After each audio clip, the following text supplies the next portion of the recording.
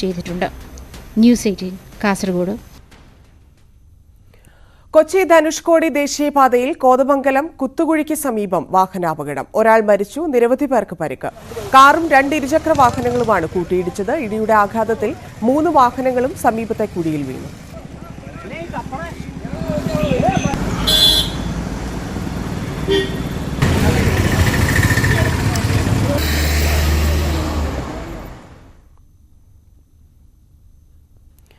മധ്യവയസ്കനെ വീടിനുള്ളിൽ മരിച്ച നിലയിൽ കണ്ടെത്തി. കോന്നി വെള്ളപ്പാറ സ്വദേശി ജയപ്രസാദാണ് മരിച്ചത്. മൃതദേഹത്തിന് 1 മാസത്തോളം പഴക്കമുണ്ട്. കുറെ നാളായി കുടുംബവുമായി അകന്നു കഴിയുകയാണ്. ഇയാളെ കാണാനില്ലെന്ന ഭാര്യയുടെ പരാതിയിൽ കഴിഞ്ഞ മാസം കോന്നി പോലീസ് കേസെടുത്തിരുന്നു.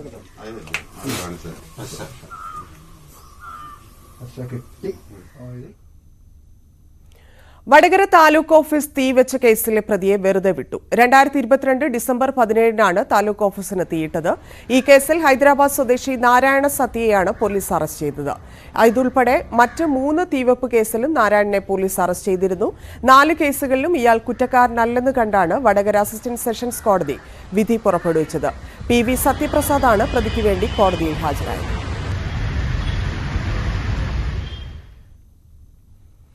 വിളവെടുപ്പ് സീസൺ ആരംഭിച്ചതോടെ കുരുമുളക് വില ഗണ്യമായി ഇടിഞ്ഞു.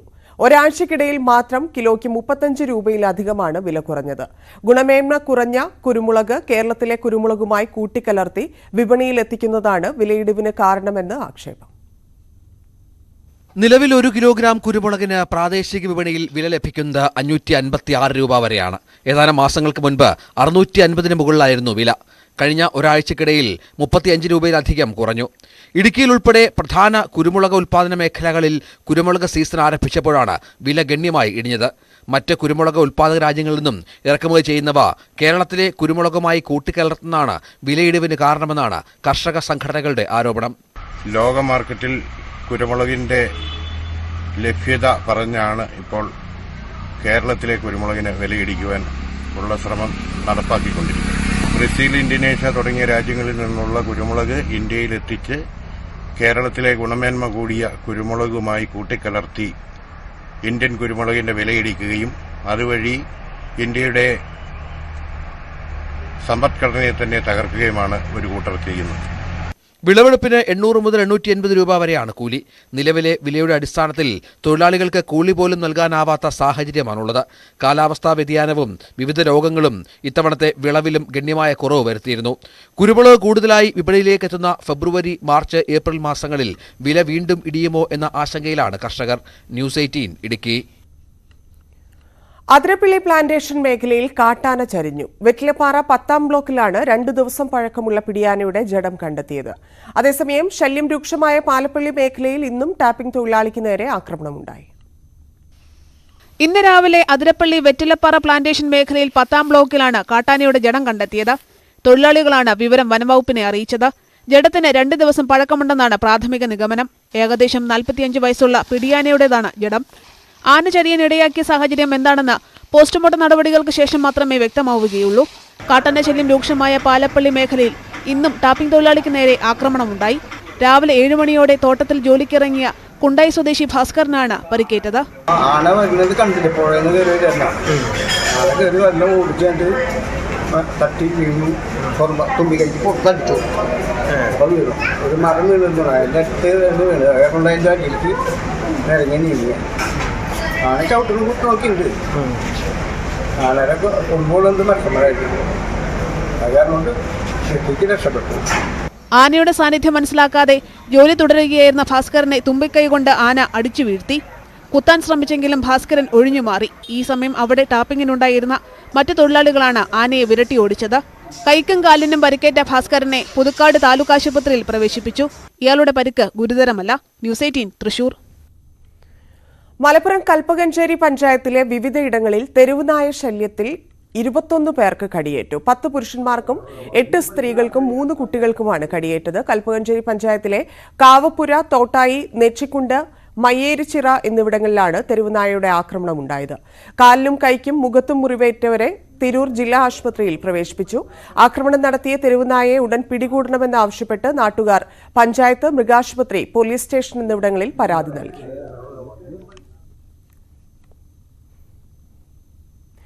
വേനലിന്റെ തുടക്കത്തിൽ തന്നെ വരൾച്ചാ ഭീഷണിയിലാണ് ജലാശയങ്ങൾ. ഭാരതപ്പുഴയിൽ ജലനിരപ്പ് താഴ്ന്നതോടെ ചെറുകിട ജലസേചന പദ്ധതികൾ അവതാളത്തിലാകുന്നു. ഉമ്മത്തൂരിലെ ആനക്കര ചെറുകിട ജലസേചന പദ്ധതിയിൽ നിന്നുള്ള പമ്പിംഗ് നിർത്തിവെച്ചു. ഇതോടെ പ്രദേശത്തെ കാർഷിക മേഖലയും പ്രതിസന്ധിയിലായി. കഴിഞ്ഞ വർഷം മാർച്ച് മാസത്തോടെയായിരുന്നു ഭാരതപ്പുഴയിലെ ജലനിരപ്പ് താഴ്ന്നതെങ്കിൽ ഇത്തവണ ജനുവരി ആദ്യ വാരത്തിൽ തന്നെ പുഴ വറ്റിവരേണ്ട സ്ഥിതിയാണ്. ജലനിരപ്പ് താഴ്ന്നതോടെ ഉമ്മത്തൂരിലെ ചെറുകിട ജലസേചന പദ്ധതിയിൽ നിന്നുള്ള പമ്പിംഗ് നിർത്തിവെക്കേണ്ട അവസ്ഥയാണ്. 2 വർഷം മുൻപ് മണൽചാക്കുകൾ കൊണ്ട് താൽക്കാലിക തടയണ നിർമ്മിച്ചാണ് പമ്പിംഗ് ഭാഗത്തേക്ക് ചാല് കീറിയ ശേഷം കനാലിലേക്ക് വെള്ളമടിച്ചിരുന്നത്. ഉമ്മത്തൂർ മുതൽ കാങ്കപ്പുഴ കടവ് വരെയുള്ള 2 കിലോമീറ്റർ കനാലിലൂടെ വരുന്ന വെള്ളത്തെ ആശ്രയിച്ച് കൃഷിയിറക്കിയവർ ഇത്തവണ പുഞ്ചകൃഷിക്ക് പുറമെ പച്ചക്കറി കൃഷിയും പാടെ ഉപേക്ഷിക്കേണ്ട അവസ്ഥയിലാണ്. 30 ഹെക്ടറിലായിരുന്നു ഈ മേഖലയിലെ കർഷകർ പുഞ്ചകൃഷി ഇറക്കിയത്. കാർഷിക ആവശ്യത്തിനായി പുഴയോരങ്ങളിലെ കർഷകർ മോട്ടോർ ഉപയോഗിച്ച് വെള്ളം പമ്പ് ചെയ്തു വരാറുണ്ടായിരുന്നു. എന്നാൽ പുഴയിലെ നടുഭാഗത്തായി ആഴമുള്ള കുറച്ചു ഭാഗങ്ങളിൽ മാത്രം വെള്ളമുള്ളതിനാൽ ഇതേറെ പ്രയാസം സൃഷ്ടിച്ചുവെന്നും കർഷകർ പറഞ്ഞു. വേനൽ കടുക്കും മുമ്പ് തന്നെ ജലനിരപ്പ് താഴ്ന്ന പല ഭാഗങ്ങളിലും കുടിവെള്ളക്ഷാമവും രൂക്ഷമാകുന്നുണ്ട്. ന്യൂസ് 18 പട്ടാമ്പി. പത്തനംതിട്ട റാന്നിയിൽ ചികിത്സയിലിരുന്ന കുട്ടി മരിച്ചതിൽ ആശുപത്രിക്ക് നേരെ പ്രതിഷേധം. റാന്നി മാർത്തോമ ആശുപത്രിയിലേക്ക് ഡിവൈഎഫ്ഐ നടത്തിയ മാർച്ചിൽ സംഘർഷമുണ്ടായി. പ്രവർത്തകരും പോലീസും തമ്മിൽ ഉന്തും തള്ളുമുണ്ടായി. പ്രകടനമായെത്തിയ പ്രവർത്തകർ ബാരിക്കേഡ് തകർത്ത് അകത്തു കടക്കാൻ ശ്രമിച്ചത് സംഘർഷത്തിൽ കലാശിച്ചു. പ്രവർത്തകരും പോലീസും തമ്മിൽ വാക്കേറ്റവും ഉന്തും തള്ളുമുണ്ടായി. മരിച്ച ആരോൺ ബി വർഗീസ് പഠിച്ചിരുന്ന പ്ലാങ്കമൺ ഗവൺമെന്റ് LP സ്കൂളിലെ വിദ്യാർത്ഥികളും ഇന്ന് ആശുപത്രിക്ക് മുമ്പിൽ പ്രതിഷേധിച്ചു.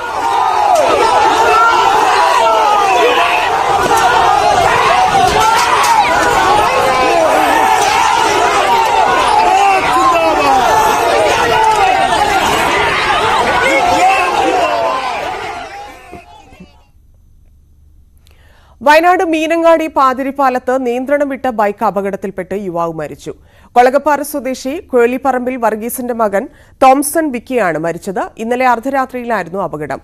നിയന്ത്രണം വിട്ട ബൈക്ക് റോഡരികിലെ ഭിത്തിയിലിടിക്കുകയായിരുന്നു. കൂടെ യാത്ര ചെയ്തിരുന്ന അഭിഷേക് നിസാര പരിക്കുകളോടെ ചികിത്സയിലാണ്. കാസർഗോഡ് ഉദിനൂർ ക്ഷേത്രപാലക ക്ഷേത്രത്തിൽ പുതിയാറമ്പൻ തെയ്യം കെട്ടിയാടി. പാട്ടുത്സവം കഴിഞ്ഞ് 3-ാം നാളാണ് ഭീമൻ ചൂട്ടുകളുടെ അകമ്പടിയോടെ പുതിയാറമ്പൻ തെയ്യം ഭക്തർക്ക് മുന്നിലേക്ക് എത്തുന്നത്.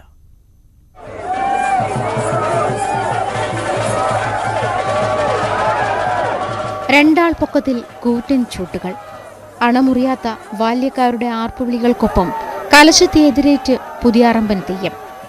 ഉദിനൂർ ക്ഷേത്രപാലക ക്ഷേത്രത്തിലെ പാട്ടുത്സവത്തിന് സമാപനമായാണ് ധീരയോദ്ധാവായ പുതിയാറമ്പനെ കെട്ടിയാടുന്നത്. അർദ്ധരാത്രിയോടെ പുറപ്പെടുന്ന തെയ്യം ക്ഷേത്രത്തിന് സമീപത്തെ വലിയ വീട് തറവാട്ടിൽ എത്തിച്ചേരും. അപ്പോഴേക്കും പൂക്കൾ കൊണ്ട് ചമയിച്ച കലശമെടുക്കാനുള്ള ഒരുക്കങ്ങളും തറവാട്ടിൽ തയ്യാറായിട്ടുണ്ടാകും. തെയ്യം വരുന്നതോടെ 50ഓളം വരുന്ന ബാല്യക്കാർ ചുമന്നെടുക്കുന്ന ഭീമൻ ചൂട്ടുകൾ കത്തിച്ചു തുടങ്ങും.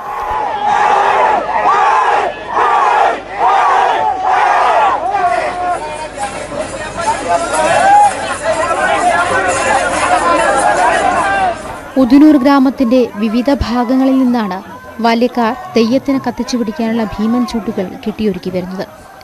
വലിയ വീട്ടിൽ നിന്നുള്ള കലശവും പുതിയാറമ്പൻ തെയ്യത്തെയും ക്ഷേത്രത്തിലേക്ക് ആനയിക്കാനാണ് ഭീമൻ ചൂട്ടുകളുടെ അകമ്പടി. രേരമംഗലത്ത് നിന്നും യോദ്ധാവായ പുതിയപറമ്പൻ വന്ന് ക്ഷേത്രപാലകനോട് യുദ്ധം ചെയ്ത് തോറ്റുവെന്നും തുടർന്ന് കോട്ടയിലെ ജാതിമരത്തിൽ കെട്ടിയിടുകയും കാളരാത്രി അമ്മയുടെ അഭ്യർത്ഥന പ്രകാരം കൊല്ലാതെ മോചിപ്പിക്കുകയും ചെയ്തുവെന്നാണ് വിശ്വാസം. പിന്നീട് തിരിച്ചുപോകാതിരുന്ന പുതിയപറമ്പനെ ക്ഷേത്രപാലകർ തന്റെ പ്രധാനിയായി വാഴിച്ചു. കലശവും ആനയിച്ച് ക്ഷേത്രത്തിന്റെ വടക്കേ നടയിൽ എത്തുന്നതോടെ തെയ്യം മുടിയഴിക്കും.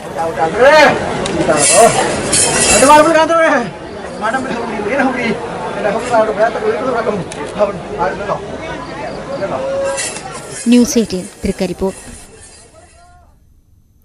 സുമനസ്സുകളുടെ സഹായം തേടുകയാണ്. കുടുംബവഴക്കിനെ തുടർന്ന് തലയോട്ടി തകർന്ന് ചികിത്സയിലായ താനൂർ സ്വദേശിനി മുത്തമ്പറമ്പിൽ രേഷ്മ. ഈ 28-കാരിയുടെ ചികിത്സയ്ക്കായി അടിയന്തരമായി 30 ലക്ഷം രൂപയിലധികം കണ്ടെത്തേണ്ടതുണ്ട്. ഇതിനായി നെട്ടോട്ടമോടുകയാണ് കുടുംബവും നാട്ടുകാരും. 2023 ഡിസംബർ 18-നാണ് രേഷ്മയുടെ ഭർത്താവ് പ്രദീപ് രേഷ്മയെയും അച്ഛൻ വേണുവിനെയും അമ്മ ജയയെയും ഇരുമ്പുവടി കൊണ്ട് ആക്രമിച്ചത്. അമ്മ ജയ ചികിത്സയിലിരിക്കെ മരിച്ചു. വേണു പക്ഷാഘാതം വന്ന് ചികിത്സയിലാണ്. രേഷ്മയുടെ തലയോട്ടി തകർന്ന് ഗുരുതരാവസ്ഥയിലും. രേഷ്മയുടെ ചികിത്സയ്ക്ക് വേണ്ടി ഇതുവരെ ഏകദേശം 15 ലക്ഷം രൂപയായിട്ടുണ്ട്. ഇതിൽ 4.5 ലക്ഷം രൂപ മാത്രമാണ് ആശുപത്രിയിൽ അടയ്ക്കാൻ സാധിച്ചത്. ഏക സഹോദരനായ രഞ്ജിത്ത് വിദേശത്തു നിന്ന് വന്ന് ഭൂമി പണയപ്പെടുത്തിയും ബന്ധുക്കളുടെയും ചില വ്യക്തികളുടെയും സഹായത്തോടെയുമാണ് പണം കണ്ടെത്താൻ ശ്രമിക്കുന്നത്. രേഷ്മയ്ക്ക് തലയോട്ടി സ്ഥാപിക്കാനുള്ള ഓപ്പറേഷൻ പെട്ടെന്ന് നടത്തണം. ഓപ്പറേഷനും തുടർ ചികിത്സയ്ക്കും ഏകദേശം 20 ലക്ഷം രൂപ ചെലവ് വരും. നിലവിലുള്ള ചികിത്സാ ബാധ്യതയായ 10.5 ലക്ഷം രൂപ അടയ്ക്കാൻ സ്വകാര്യ ആശുപത്രിക്കാരും ആവശ്യപ്പെടുന്നുണ്ട്. പൊതുജനങ്ങൾ സഹായിക്കണമെന്നാണ് കുടുംബം അപേക്ഷിക്കുന്നത്. 15 ലക്ഷം രൂപയോളം ഈ സ്വകാര്യ ആശുപത്രിയിൽ നിന്നും ഇവരുടെ ക്രിട്ടിക്കൽ സ്റ്റേജ് കാരണം മാറ്റാൻ കഴിയാത്തതുകൊണ്ട് ചെലവ് വരികയും അതിൽ 4.5 ലക്ഷം രൂപ മാത്രമാണ് ആശുപത്രിയിൽ അടയ്ക്കാൻ കഴിഞ്ഞത്. ബാക്കി വരുന്ന 10.5 ലക്ഷം രൂപ അടയ്ക്കാൻ വേണ്ടി ആശുപത്രി അധികൃതർ വളരെയധികം വരെ സമ്മർദ്ദം ചെലുത്തിക്കൊണ്ടിരിക്കുകയാണ്. ഇനി മറ്റു സർജറി, ഇതിൻ്റെ കൃത്രിമ തലയോട്ടിയും മറ്റു കാര്യങ്ങളും വെച്ച് സർജറി ചെയ്യണമെങ്കിൽ ആ സർജറിക്കും തുടർ ചികിത്സയ്ക്കുമായി ഏകദേശം 20 ലക്ഷം രൂപയോളം ചെലവ് വീണ്ടും വരും. സഹോദരനായ രഞ്ജിത്ത്, ബന്ധുവായ ദേവരാജൻ എന്നിവർക്കൊപ്പം താനാളൂർ സെഞ്ചുറി നന്മ ചാരിറ്റബിൾ ട്രസ്റ്റ് പ്രവർത്തകരും വാർത്താസമ്മേളനത്തിൽ പങ്കെടുത്തു. കരുണയുള്ള മനസ്സുകൾ കൈവിടില്ലെന്ന പ്രതീക്ഷയിലാണിവർ. ന്യൂസ് 18 മലപ്പുറം. ഇടവേള.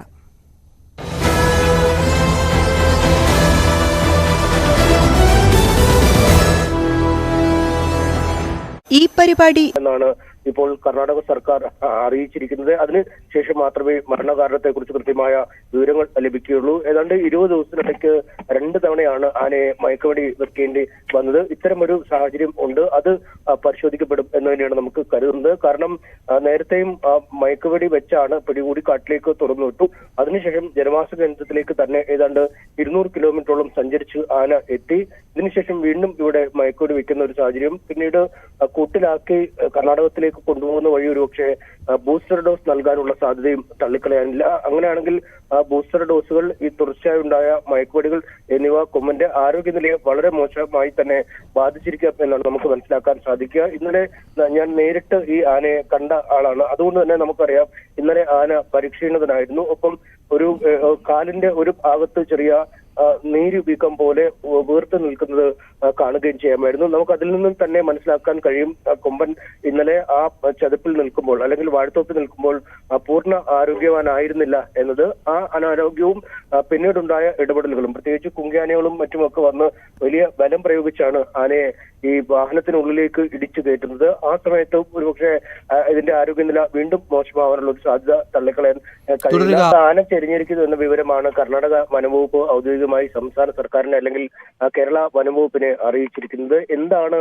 ഈ ചെരിയുന്നതിന് പിന്നിലെ കാരണം എന്നതിനെ കുറിച്ചൊരു കൃത്യമായ വിശദീകരണം നൽകാൻ ഇപ്പോഴും കഴിഞ്ഞിട്ടില്ല. എന്തായാലും ആന ആരോഗ്യവാനായി എന്ന രീതിയിൽ കർണാടക സർക്കാരിന്റെ കൈവശം അല്ലെങ്കിൽ കർണാടക വനംവകുപ്പിന്റെ കൈവശം എത്തിയിരുന്നു. അതിനുശേഷം ക്യാമ്പിലേക്ക് മാറ്റുകയും ചെയ്തു. ക്യാമ്പിൽ വിശദമായ പരിശോധനകൾ നടത്തിയ ശേഷം പിന്നീട് വനമേഖലയിൽ ആനയെ തുറന്നുവിടാനുള്ള രീതിയിലുള്ള കാര്യങ്ങളാണ് ആസൂത്രണം ചെയ്തിരുന്നത്. എന്നാൽ ഇതിനിടയിൽ ഇപ്പോൾ കൊമ്പൻ മരിച്ചിരിക്കുന്നു എന്ന വാർത്തയാണ് കർണാടക വനവകുപ്പ് കേരള വനവകുപ്പിന് കൈമാറിയിരിക്കുന്നത്. ഏത് സാഹചര്യത്തിലുള്ള ഇടപെടലുകളാണ് ആനയുടെ മരണത്തിലേക്ക് നയിച്ചത് എന്നതിനെ കുറിച്ച് വിശദമായ പോസ്റ്റ്മോർട്ടം റിപ്പോർട്ട് മുതിർന്ന വിദഗ്ധരായ വെറ്റിനറി സർജന്മാരുടെ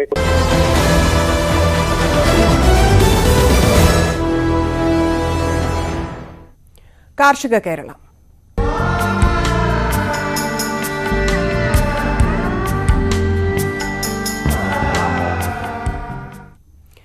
കൃഷിക്കായി ജീവിതം മാറ്റിവെച്ച കോഴിക്കോട് എളേറ്റിൽ സ്വദേശി മുഹമ്മദിന്റെ വീട്ടുവളപ്പിൽ ഇപ്പോൾ മധുരനാരങ്ങയുടെ വിളവെടുപ്പാണ്. വർഷങ്ങളായി ഇവിടെ മധുരനാരങ്ങ വിളയുന്നുണ്ടെങ്കിലും ഇത്തവണ മരം നിറയെ നാരങ്ങയാണ്. വിവിധ പഴവർഗ്ഗങ്ങളും പച്ചക്കറികളും വിളയിക്കുന്ന മുഹമ്മദ് തേനീച്ച വളർത്തലിനും സമയം കണ്ടെത്തുന്നുണ്ട്. ജീവിതം കൃഷിക്കായി മാറ്റിവെച്ചയാളാണ് കിഴക്കോത്ത് എളേറ്റിൽ വട്ടോളി മാളിയേക്കൽ മുഹമ്മദ്. വയനാട്ടിൽ 2 ഏക്കറിൽ കാപ്പിക്കൃഷി ചെയ്യുന്ന മുഹമ്മദിന്റെ വീട്ടുവളപ്പിൽ വിവിധയിനം പഴവർഗ്ഗങ്ങളും പച്ചക്കറികളുമെല്ലാം വളരുന്നുണ്ട്. പതിറ്റാണ്ടുകൾ പഴക്കമുള്ള ഒരു നാരങ്ങാമരമാണ് ഇതിൽ പ്രധാനം. വർഷങ്ങളായി ഈ മരത്തിൽ നിന്ന് മധുരനാരങ്ങ ലഭിക്കുന്നു. ഈ വർഷം മരം നിറയെ നാരങ്ങയാണ്. നാരങ്ങയുടെ മധുരം തേടി നിരവധി പേരാണ് ഇവിടെ എത്തുന്നത്. ഇത് വർഷങ്ങളോളായിട്ടുള്ള ഒരു മരമാണ് എൻ്റെ വീട്ടിൽ. ഞാനൊക്കെ ചെറിയ കാലത്തുള്ളതായിരുന്നു. പക്ഷേ വ്യാപകമായിട്ട് കായ ഉണ്ടായാൽ കഴിഞ്ഞ കൊല്ലവും ഈ കൊല്ലവുമാണ്. ഇതിപ്പം നല്ല മധുരമുള്ള നല്ല ഈ ഒരു കൊടക്ക് നാരങ്ങാണെന്ന് എനിക്ക് തോന്നുന്നത്. ഇങ്ങനെ നല്ലോണം പഴുത്ത് വരും. കഴിഞ്ഞ കൊല്ലവും ഈ കൊല്ലമാണ് കൂടുതൽ കഴിഞ്ഞത്. മറ്റെല്ലാ കൊല്ലവും 4, 5, 10 കായ ഉണ്ടാകുമായിരുന്നു. അത് വീണ്ടും നേരം നമ്മൾ എടുക്കലായിരുന്നു. ഇപ്പോൾ കഴിഞ്ഞ കൊല്ലവും ഈ കൊല്ലവും നല്ല മേനി ഉണ്ടായിട്ടുണ്ട്. തേനീച്ച വളർത്തലും മുഹമ്മദ് ചെയ്യുന്നു. വീട്ടുവളപ്പിൽ നിരവധി പെട്ടികളിൽ തേനീച്ചയെ വളർത്തുന്നുണ്ട്. കൂടാതെ വീടിന് ചുറ്റും ചെറു തേനീച്ചകളും. ഞാൻ ഈ തേനീച്ചൻ്റെ കൃഷി തുടങ്ങിയിട്ട് ഏകദേശം ഒരു 10 കൊല്ലത്തോളമായി. അപ്പം രാവിലെ മിക്കവാറും ദിവസങ്ങളിലും ഓരോ വീട്ടിൽ ഈ തേനീച്ച വന്ന് കൂടിയിട്ടും വീട്ടിൻ്റെ ഉള്ളിൽ കൂടി അല്ലെങ്കിൽ പോക്കലിൽ കൂടി അല്ലെങ്കിൽ വീട്ടിൻ്റെ അളിമാറിയിൽ കൂടി എന്ന് പറഞ്ഞ് രാവിലെ ആരെങ്കിലും വിളിക്കും. അത് പോയിട്ട് പിടിച്ച് പെട്ടിയിലാക്കിയിട്ട് രാത്രി എടുത്ത് വീട്ടിൽ കൊണ്ടുവെക്കും. അങ്ങനത്തെ ഒരു 10-40 പെട്ടി എൻ്റെ കയ്യിലുണ്ട് ഇപ്പോൾ. പിന്നെ ഇത് സീസൺ ആകുമ്പോൾ, അതായത് റബ്ബറിൻ്റെ ഇല തൊയ്യുന്ന സമയമായി കഴിഞ്ഞാൽ ജനുവരി ലാസ്റ്റോടുകൂടി എസ്റ്റേറ്റിലേക്ക് മാറ്റും. എസ്റ്റേറ്റിൽ നിന്നാണ് നമ്മൾ കൂടുതൽ തേൻ കിട്ടുന്നത്. ജാതി, ബട്ടർ, റംബൂട്ടാൻ തുടങ്ങിയവയെല്ലാം മുഹമ്മദിന്റെ വീട്ടുവളപ്പിലുണ്ട്. വീടിനുള്ളിലേക്ക് കയറിയാൽ അവിടെ പുരാവസ്തുക്കളുടെ ശേഖരമാണ്. 2 മുറികൾ നിറയെ പുതുതലമുറയ്ക്ക് അന്യമായ കാഴ്ചകളാണ്. സ്കൂളുകളിലും മറ്റും ഇവ പ്രദർശിപ്പിക്കാനായി മുഹമ്മദിനെ തേടി ആളുകളെത്തുന്നു. 2 ക്ലാസ് റൂം ഒന്നിച്ചുള്ള കിട്ടിയാൽ എനിക്ക് ഇതിൻ്റെ സാധനങ്ങൾ ഫുള്ളായിട്ട് വെക്കണം. ഇവിടെ ഇപ്പോൾ പെട്ടിയിൽ നിറച്ച് വെച്ചാൽ പെട്ടി കെട്ടാക്കി വെച്ചാണ്. പിന്നെ 2 ക്ലാസ് പഴയ മഞ്ചൽ രോഗികളെ എടുത്തുകൊണ്ട് പോകാൻ, അതുപോലത്തെ 2 എണ്ണം ഉണ്ട്. ആനയുടെ തോട്ടി, കൊടാണി, അങ്ങനത്തെ ഒരുപാട് സാധനങ്ങൾ. ഇവിടെയും ഒതുങ്ങുന്നില്ല മുഹമ്മദിന്റെ പ്രവർത്തനങ്ങൾ. റെഡ് ക്രോസിൽ അംഗമായ മുഹമ്മദ് ദുരന്തമുഖങ്ങളിൽ രക്ഷാപ്രവർത്തനത്തിനും സേവന പ്രവർത്തനങ്ങൾക്കും ഓടിയെത്താറുണ്ട്. ന്യൂസ് 18 താമരശ്ശേരി. എറണാകുളം കീരമ്പാറയിൽ ജില്ലാ പഞ്ചായത്തിന്റെ നേതൃത്വത്തിൽ മില്ലറ്റ് കൃഷിക്ക് തുടക്കം കുറിച്ചു. ജില്ലാതല പഞ്ചായത്ത് പ്രസിഡന്റ് മനോജ് മൂത്തേടൻ നിർവഹിച്ചു. എറണാകുളം ജില്ലാ പഞ്ചായത്തിന്റെ 2023-24 വാർഷിക പദ്ധതിയിൽ ഉൾപ്പെടുത്തിയാണ് ചെറുധാന്യ കൃഷി നടത്തുന്നത്. ജില്ലയിൽ മില്ലറ്റ് കൃഷി വ്യാപകമാക്കാൻ ഒരുക്കം തുടങ്ങിയിട്ടുണ്ട്. ഉദ്ഘാടനം കീരമ്പാറയിൽ ജില്ലാ പഞ്ചായത്ത് പ്രസിഡന്റ് മനോജ് മുത്തേടൻ ചെറുധാന്യങ്ങൾ വിതച്ചുകൊണ്ട് നിർവഹിച്ചു. കീരമ്പാറയിലെ പെരിയാർ വനിതാ കർഷക കൂട്ടായ്മയുടെ നേതൃത്വത്തിൽ കൃഷിഭവന്റെ സഹകരണത്തോടെ ഒലിയപ്പുറം ആന്റണി കുര്യാക്കോസിന്റെ 2 ഏക്കർ സ്ഥലത്താണ് ചാമ, റാഗി, മണിച്ചോളം എന്നീ ചെറുധാന്യങ്ങൾ കൃഷി ചെയ്തത്. എറണാകുളം ജില്ലാ പഞ്ചായത്തിന്റെ നേതൃത്വത്തിൽ ജില്ലയിൽ വ്യാപകമായി മില്ലറ്റ് കൃഷി ആരംഭിക്കാനുള്ള പ്രവർത്തനങ്ങൾ ആരംഭിക്കുകയാണ്. അതിൻ്റെ ഭാഗമായിട്ടുള്ള ജില്ലാതല വിത്തിടൽ ചടങ്ങാണ് ഇന്ന് ഇവിടെ നടന്നത്. ഇവിടെ തന്നെ നമ്മൾ 2 ഏക്കറോളം സ്ഥലത്ത് ഈ കൃഷി ആരംഭിക്കുകയാണ്. ജില്ലയുടെ വിവിധങ്ങളായിട്ടുള്ള എല്ലാ പഞ്ചായത്തുകളുടെ വിവിധ ഗ്രാമപ്രദേശങ്ങളിലൊക്കെ നമ്മൾ ഈ കൃഷി വ്യാപകമാക്കി മാറ്റിക്കൊണ്ട് ഈ ചെറുധാന്യ ശേഖരങ്ങൾ വലിയ തോതിൽ ഉണ്ടാക്കിയെടുക്കാനുള്ള വലിയ സംരംഭങ്ങൾ നമ്മൾ ആരംഭിക്കുമ്പോൾ അതിനുള്ള എല്ലാ സഹായ സഹകരണങ്ങളും കൃഷി വകുപ്പുമായി ബന്ധപ്പെടുത്തിക്കൊണ്ട് ജില്ലാ പഞ്ചായത്ത് ഏറ്റെടുക്കുകയാണ്. സ്വാഭാവികമായും മില്ലറ്റിലേക്ക് ആളുകൾ മാറുന്നൊരു കാലഘട്ടത്തിൽ അതിനനുകൂലമായിട്ടുള്ള സാഹചര്യം ഉണ്ടാക്കുക എന്നുള്ളതാണ് ജില്ലാ പഞ്ചായത്തിൻ്റെ ദൗത്യം. അപ്പോൾ നമ്മൾ മില്ലറ്റ് ഫസ്റ്റ് ജില്ലാ പഞ്ചായത്ത് നടത്തിയപ്പോൾ നല്ല പ്രതികരണമാണ് ഉണ്ടായത്. ഒരു കാലത്ത് മുഖ്യ ആഹാരമായിരുന്ന പോഷക ഗുണമുള്ള ചെറുധാന്യങ്ങൾ തിരികെ കൊണ്ടുവരാനാണ് ലക്ഷ്യമിടുന്നതെന്ന് കൃഷി ഡെപ്യൂട്ടി ഡയറക്ടർ ടാനി തോമസ് പറഞ്ഞു. ചെറുധാന്യങ്ങളുടെ പ്രസക്തി വളരെയധികം കൂടിക്കൊണ്ടിരിക്കുന്ന ഒരു കാലഘട്ടത്തിലാണ് നമ്മൾ ജീവിക്കുന്നത്. ഒന്നാമതായിട്ട് അതിന് കാലാവസ്ഥാ വ്യതിയാനങ്ങളെയൊക്കെ അതിജീവിക്കാനുള്ള കഴിവുണ്ട്. പിന്നെ അതുപോലെ തന്നെ പ്രോട്ടീനും ധാരാളം മിനറൽസും വൈറ്റമിൻസും ഒക്കെ അടങ്ങിയ ഒരു ഭക്ഷണ പദാർത്ഥമാണ് മില്ലറ്റ്. ഒരു കാലത്ത് നമ്മുടെ തീന്മേശകളിൽ സുലഭമായിരുന്ന ഇത് കുറച്ചു കാലം മുമ്പ് അപ്രത്യക്ഷമായി. അപ്പോൾ അവയെ തിരിച്ചു കൊണ്ടുവരിക എന്ന ലക്ഷ്യത്തോടു കൂടിയാണ് കൃഷി വകുപ്പ് ജില്ലാ പഞ്ചായത്തുമായിട്ട് സഹകരിച്ച് ഇങ്ങനെയൊരു പദ്ധതി ഏറ്റെടുക്കുന്നത്. മൂല്യവർദ്ധിത ഉൽപ്പന്നങ്ങൾ ഉണ്ടാക്കിക്കൊണ്ട് ചെറുധാന്യ കൃഷിക്ക് വൻ പ്രചാരണം നൽകാനാണ് പെരിയാർ വനിതാ കർഷക കൂട്ടായ്മ തയ്യാറെടുക്കുന്നതെന്ന് ജില്ലാ പഞ്ചായത്ത് വികസനകാര്യ standing committee chairperson Ranikutty George പറയുന്നു. പെരിയാർ വനിതാ കർഷക കൂട്ടായ്മയുടെ നേതൃത്വത്തിലാണ് ഞങ്ങൾ ഈ കൃഷി ഇവിടെ ആരംഭിക്കുന്നത്. 3 വർഷം മുൻപെയാണ് ഈ ഒരു വനിതാ കർഷക സംഘം ഈ ഒരു മേഖലയിൽ കൃഷി ആരംഭിച്ചത്. അന്ന് മുതൽ വളരെ വിജയകരമായിട്ട് പച്ചക്കറി ഉൾപ്പെടെ ഓരോ സമയത്തും തന്നാണ്ട് വിളകൾ ഉൾപ്പെടെ വളരെ വിജയകരമായി കൃഷി ചെയ്യുന്ന ഒരു വനിതാ സംഘമായതുകൊണ്ട് തന്നെ ഈ കൃഷി നമ്മളുടെ ഇപ്പോൾ പറയുന്ന ഈ ചെറുധാന്യത്തിൻ്റെ കൃഷി അത് വളരെ വിജയകരമായിട്ട് അവർക്ക് ചെയ്യാൻ സാധിക്കും എന്നൊരു ഉറപ്പ് ഞങ്ങൾക്കുണ്ട്. കാരണം പണ്ട് കാലത്ത് വളരെ സുലഭമായിട്ട് ആയിരുന്ന കൃഷിയാണ്. ഇവരുടെയൊക്കെ വീടുകളിൽ അപ്പനപ്പൂപ്പന്മാരുടെ കാലത്ത് ഇവരൊക്കെ ഇത് കണ്ട് പരിചയിച്ചിട്ടുള്ള കൃഷിയാണ്. ന്യൂസ് 18 കോതമംഗലം. നെല്ല് കൊയ്തെടുക്കാൻ തൊഴിലാളികളെ കിട്ടിയില്ല. സഹപ്രവർത്തകയ്ക്ക് വേണ്ടി വയലിലേക്ക് ഇറങ്ങി ഹരിതകർമ്മ സേനാംഗങ്ങൾ. കാസർഗോഡ് തൃക്കരിപ്പൂർ കോയോങ്കരയിലാണ് ഹരിതകർമ്മസേനയുടെ ശ്രദ്ധേയ പ്രവർത്തനം.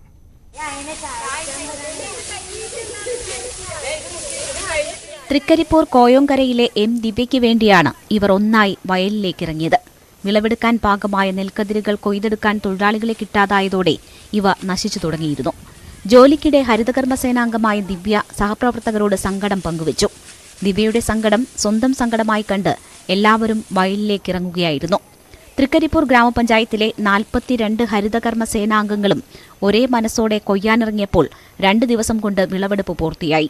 ഞാൻ അവരോട് പറഞ്ഞു, പിന്നെ എൻ്റെ അമ്മയുണ്ടെങ്കിൽ എനിക്ക് ഇത്ര വിഷമം ഉണ്ടാവത്തില്ല, വീട്ടിലേക്ക് തന്നെ പോയി ചെന്നിട്ട് വിളിച്ചിട്ട് വരുമായിരുന്നു പറഞ്ഞു. അപ്പോൾ ഇവര് ഒരു തമാശ രീതിയിലാണ് ഞാൻ വിചാരിച്ചത്. ഇവരെന്നോട് പറഞ്ഞു നമ്മ എല്ലാവർക്കും സമ്മതമാണ്, നമ്മ വരണം. ഞാൻ പറഞ്ഞു നിങ്ങൾക്ക് പോരാനാവോന്നില്ല, ആ ഒരു രീതിയിൽ പറഞ്ഞു. നമ്മ തയ്യാറാന്ന് പറഞ്ഞു. പിറ്റേ ദിവസം അവരെല്ലാവരും പറഞ്ഞ സാറോടെല്ലാം തീരുമാനിച്ച് അങ്ങനെ വന്നതാണ്. 42 ഹരിതകർമ്മസേന അംഗങ്ങളും ഒറ്റക്കെട്ടായിട്ട് നമുക്കത് മൂർന്നു കൊടുക്കാന്നുള്ള തീരുമാനത്തിലെത്തി. ഈ വയലിൽ നമ്മൾ മൂരാൻ വന്നതെന്ന് വെച്ചാൽ വെറും ഒരു സേവനം എന്നുള്ളത്, നമ്മളെ കൂടെയുള്ള ഒരാൾക്ക് വേണ്ടിയിട്ട് നമ്മൾ ചെയ്യുന്ന ഒരു സേവനം, അതായത് 42 പേരും കൂടി ചെയ്യുന്ന ഒരു സേവനം, അത്രമാത്രമേ നമ്മൾ ഇതിനെ കണക്കാക്കിയിട്ടുള്ളൂ. മുടങ്ങാതെ നെൽകൃഷി ചെയ്തു വന്നിരുന്ന പരമ്പരാഗത കർഷക കുടുംബാംഗമായ ദിവ്യയ്ക്ക് ആദ്യമായാണ് ഇങ്ങനെയൊരു അനുഭവമുണ്ടായത്. നെൽകൃഷി തന്നെ അവസാനിപ്പിക്കാൻ തീരുമാനിച്ച സമയത്താണ് പ്രതീക്ഷ പകർന്ന് സഹപ്രവർത്തകരുടെ ഇടപെടലുണ്ടായത്. തൃക്കരിപ്പൂർ ഗ്രാമപഞ്ചായത്ത് പ്രസിഡന്റ് BK ബാബയുടെ നേതൃത്വത്തിൽ ഭരണസമിതി അംഗങ്ങളും വയലിലേക്കിറങ്ങി വിളവെടുപ്പ് ഉദ്ഘാടനം ചെയ്തു. ന്യൂസ് 18 തൃക്കരിപ്പൂർ. ഇന്നത്തെ സ്വർണം വെള്ളി നിരക്കുകൾ. കവിത ഗോൾഡ് ആൻഡ് ഡയമണ്ട്സ് ഇന്നത്തെ സ്വർണം വെള്ളി നിരക്കുകൾ നിങ്ങൾക്കായി സമർപ്പിക്കുന്നത്. വലിയ സ്വപ്നങ്ങൾ, വലിയ സന്തോഷങ്ങൾ, വലിയ collection. Kavitha gold and diamonds. സ്വർണം 22 കാരറ്റ് ഗ്രാമിന് 5785 രൂപ, പവന് 46,280 രൂപ. സ്വർണം 18 കാരറ്റ് ഗ്രാമിന് 4,000